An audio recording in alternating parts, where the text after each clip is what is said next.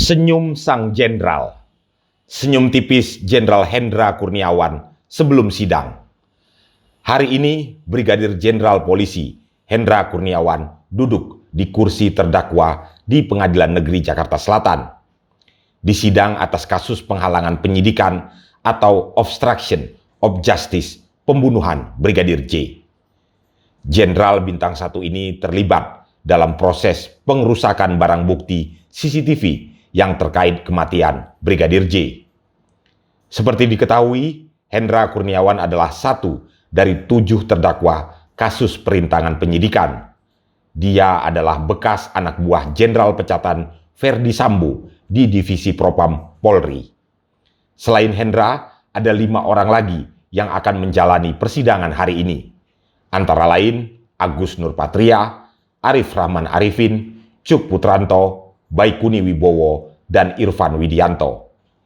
Total terdakwa kasus perintangan penyidikan ini ada 7 orang, termasuk Ferdi Sambo. Dari 7 orang terdakwa ini, belum semuanya dipecat dari kepolisian.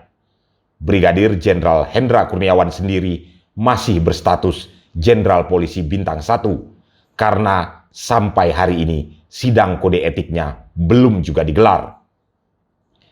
Sebelum memasuki ruang sidang, Brigadir Jenderal Hendra Kurniawan melepas rompi tahanannya. Dia mengenakan kemeja berwarna putih. Uban tampak jelas di rambutnya.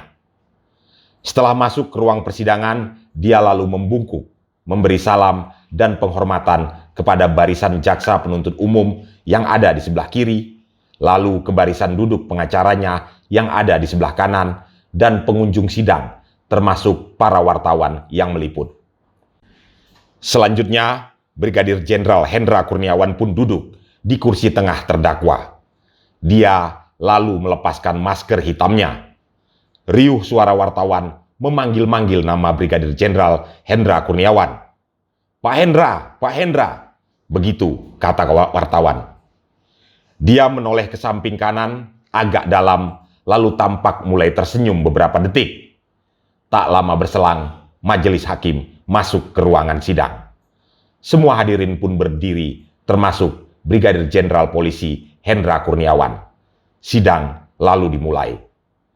Brigadir Jenderal Hendra Kurniawan sendiri didakwa dengan dakwaan pertama primer, pasal 49 Jungto, pasal 33 Undang-Undang ITE Jungto, pasal 55 ayat 1 ke 1 KUHP.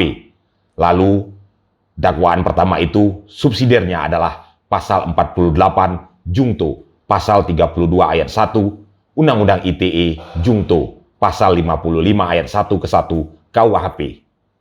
Sementara dakwaan kedua atau dakwaan kedua primer, yakni pasal 233 KUHP Jungto, pasal 55 ayat 1 ke 1 KUHP, dan subsidiar dari dakwaan kedua ini adalah pasal 221 ayat 1 ke 2 Jungto, pasal 55 ayat 1 ke 1 KUHP.